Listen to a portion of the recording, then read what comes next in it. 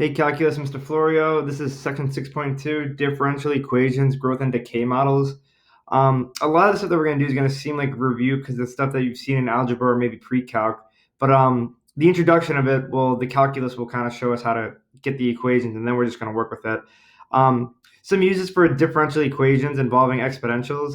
The type of stuff you can do with this is population, bacteria growth, and decay. We can model that. When you put money into a bank account and how it gains interest over time, that's compound interest. That's an exponential. Sales, advertising, radioactive decay, carbon dating, finding out how old something is by how much carbon's left in it. Heat transfer, how things heat and how things cool, and disease spread, which we're not going to look at in this section, but next week we'll look at something called the logistic model, or the logistic curve. So growth and decay models. In many applications, the rate of change of a variable y is proportional to the value of y. What this means, if y is a function at a time, is that the rate of change, which is what we call the derivative, that rate of change is proportional to y. So the rate of change of y, how y is changing over time, is proportional to y. When you're proportional, that means like your y multiplied by some number. Think as like triangles that are proportional.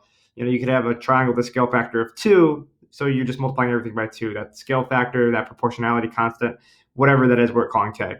So when the rate of change of something over time is proportional to the amount there is, that's what we call the rate of change proportional to y in this case.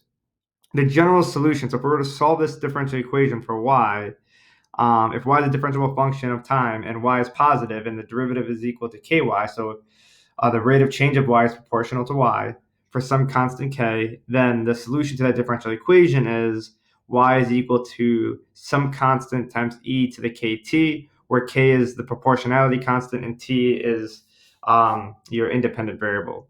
So c is the initial value of y, k is proportional. Yep, exactly what this says out here. And this only works when k is positive, it's going to be growth. When k is negative, it's going to be decay. That's when it's going to decrease. So let's prove that.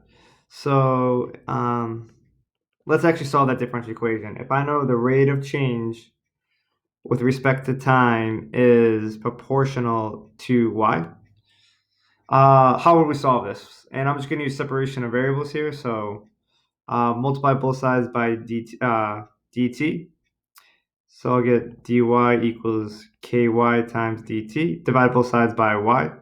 So I'll get 1 over y dy equals k dt, right? So what I just did is divided both sides by y. And the y's cancel out, and I just wrote dy over y as 1 over y. Now that the y's are together, I'm going to integrate both sides. Remember that the antiderivative of 1 over y is the natural log of the absolute value of y. And k is just a constant, so the antiderivative of a constant would be that constant times x, and then plus some other constant, right? So if I said what's the antiderivative of 4, that would be just 4x plus c. And in this case, it's k, so it's going to be kx plus c. Anyways, so now we need to solve this for y, and we should get this as an answer once we solve it for y. Let's find out. I'm going to call this C1 because it's a different C that we're going to use. The first thing I'm going to do is exponentiate both sides with base e. The goal is to get the y out of the natural log, and this is the inverse function. So now I have the absolute value of y is equal to e to the kx plus c, 1. And using properties of exponents, that's the same thing as e to the kx times e to the c1, right? If I have two numbers of the same base, I can add the exponents. So if I'm adding the exponents, I could rewrite it kind of going backwards with that property. Now we're going to let my constant c just be plus or minus. That's going to get rid of the absolute value. E to the c1. Remember, this is just a constant. E is a constant. C1 is a constant. Whether it's positive or negative, that's a constant. So letting e take that value, or letting c take that value, then it's going to be c times this thing right here, e to the kx. And that is not x. This is with respect to time, so this is a t. This is a t.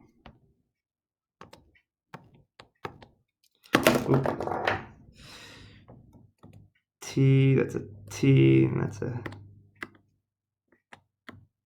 T. Okay. So this does check out. So here's the proof of that theorem that um, if the rate of change of y is proportional to y, then this is the equation that models y. That's the solution to the differential equation. That's what y is. So now we're just going to use this, and not so much calculus in these next few examples. And this is just going to be stuff that you've seen before, so it might look familiar. Here's the calculus part. We know the rate of change of y is proportional to y. What that means is I know that y is equal to e ce to the kt. And we know when t equals 0, y equals 2, so we have the point 0, 2. So 2 is going to be our initial value. When time is 0, when time just starts, that initial value is 2. When t is 2, y is 4. And what the question is, what's the value when t equals 3? So what I need to do here is I need to find out what c and k are. So once I have my equation with c and k given to me, I'll have to plug 3 in for t and see what I get. Now, to find out what c is, it's going to end up being 2 because that's the initial value. But if I plug in 0, we can find that. Y equals c times e to the kt. And if t is 0, right, when t is 0, k times 0 is 0, and e to the 0 is 1. So I get c times 1, which is c. This is when y is 2. So when y is 2,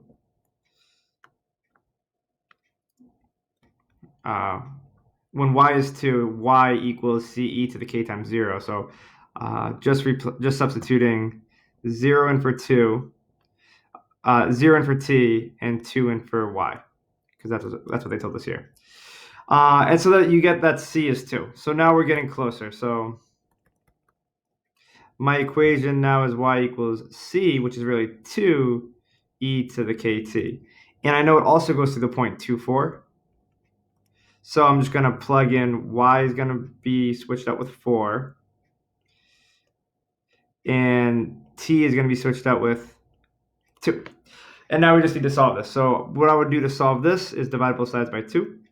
So I get 2e to the 2k. And what you would need to do to get rid of the e is take the natural log of both sides. And so then I would have the natural log of 2 equals, well, the natural log and e are going to cancel out. I'm just left with 2k. The last step would be to divide both sides by 2 or multiply both sides by a half. And k is going to be whatever 1/2 times the natural log of 2 is. So 1/2 times the natural log of 2. So it looks like it's about 0.3466 approximately. So the idea was, all right, now that I know what k and c are, I can now plug in 3 into my equation and get it. So my equation in this case is c times e to the k t, and now I can plug in t equals 3. So y is equal to 2 times e to the point 3466 times 3. And let's just put that in the calculator and see what we get. 2 e to the point 3466 times 3. And so it looks like it's about, I don't know how much you want to round it. Let's just call it 5.7.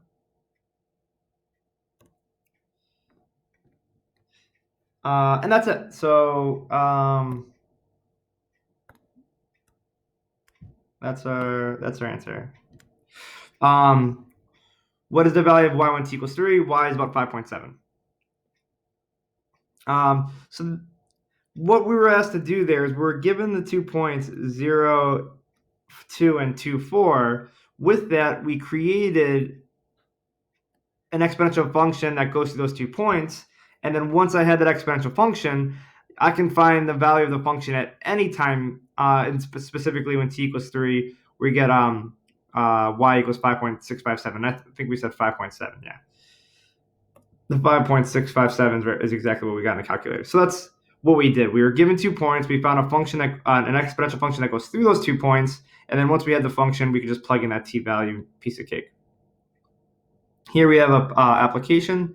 Suppose an experiment population of fruit flies increases according to the law of exponential growth. So the fruit flies are increasing exponentially, where there were 100 flies on the second day of the experiment and 300 flies after the fourth day. Approximately how many flies were there in the original population? So we're trying to find the original value. So think, when time equals 0, the population is what I'm trying to find out. Now I know there's 100 flies after the second day, so we'll say on day 2, there's 100 flies. That's my TP value, my time population, or XY. And there's 300 flies on the fourth day. So on day 4, there was 300. And we got to do essentially what we just did. Given these 2 points, I want to come up with an exponential equation and then plug 0 in, and we'll be done. Let's see. We know that it follows exponential growth. So I know that y is equal to some constant times e to the kt. The goal is really to find c. That's the initial value. That's the original population. So this is we're trying to find the initial population, which is what we're going to call c. So let's see. I have 2 points. I have 2 100 and 4 300. So let's see if I just plug 2 100 in, what happens. When y is 100, I get t is 2, so it's going to be to the 2k. This equation has 2 variables in it, so I can't solve it for c. I'm going to need this, a second equation that has maybe the same 2 letters in it, and use substitution or elimination to solve that system. So I'm going to use that second point to create that. I know that when y is 300, so plugging into this equation again, 300 equals ce to the kt, and t is 4. So now here I have 2 equations, both with c's and k's. What I'm going to do is I'm going to solve the first one for c and plug it into the second one. So let's do that. So what I can do, let me rewrite it over here. So I have 100 equals ce to the 2k. What I can do is multiply both sides by e to the negative 2k. This is the same thing as dividing by e to the 2k. It's just going to look a little bit nicer because e to the 2k times e to the negative 2k, well, when you have like bases, you add the exponents. 2k minus 2k is 0, so you get e to the 0, which is 1, so those cancel out. That was the goal of that. And on the right side, I have 100 e to the negative 2k equals c.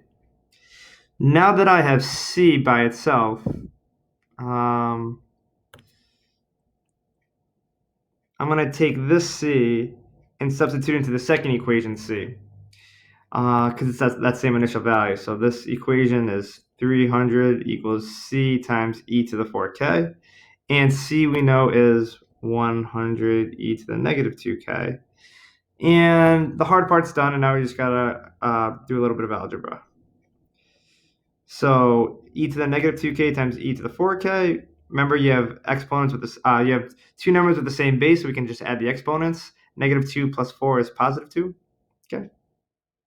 Divide both sides by 100. I get 3 equals e to the 2k. Now to get the e out of there, take the natural log of both sides. The natural log and the e's cancel out. So I get the natural log of 3, whatever that is equal to 2k. So if I multiply both sides by a half, that 2 goes away, and I get k is 1/2 times the natural log of 3. So 0.5 times the natural log of 3 is about 0.5493. All right. Whew. So now that we got k, we want to find this. We want to find out what the initial population was. So what I can do now is this equation right here is already solved for c. I'm just going to plug this value of k into here, and that'll tell me exactly what c is. So I know c is equal to 100 e to the negative 2k, and k is approximately 0.54. Is that 93? Yeah. And because we're rounding, our answers might not be exact. Because I only use 0.5493, and with exponentials, a little change is going to be a big difference. But let's see what we have.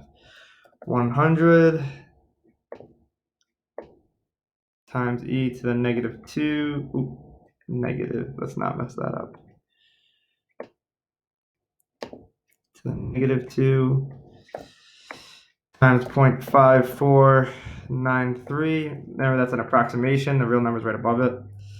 And it looks like the initial population is about 33.3. Let's just say that the initial population is about 33. What were we, fruit flies? So the initial population of fruit flies is about 33. Okay. And that's it. So again, a lot of algebra. There wasn't too many derivatives or integrals there, but here we're given 2 points, and we use that to come up with an exponential function that goes through those 2 points, and then worked backwards to kind of find out what the initial value was. So we did a nice job there.